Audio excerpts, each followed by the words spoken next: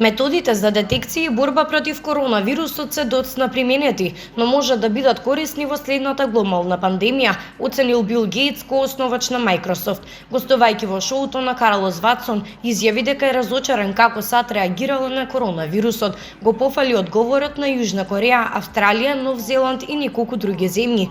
Очекував дека САД ќе биде во предност по бројот на тестирање и настојувањето бројот на заразени да не биде многу голем. Исто така очекував дека Центарот за превенција и контрола на заразни болести ќе биде глас кој објаснува дека носењето заштитна маска ќе направи голема разлика, рече Гейтс.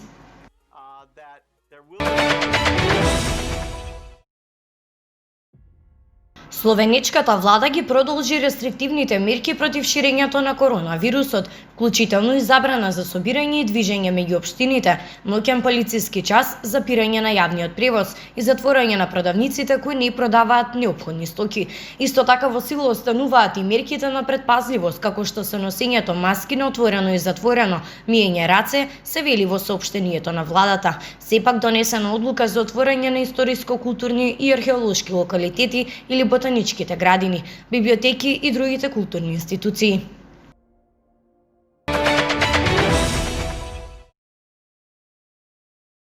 Руски лекари од регионот на Ставропол направиле лек што ја сузбива вирусната активност на COVID-19, а лекот бил тестиран во Институтот Гамалеја, објави Министерството за здравството и регион.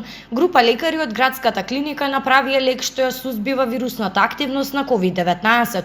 Токсичноста и антивирусната активност на лекот веќе се тестирани во Центарот за контрола на квалитет на имунобиолошките лекови на Националниот истражувачки центар на епидемиологија и микробиологија Гамалеја на Министерството за здравство, се наведува во изјавата.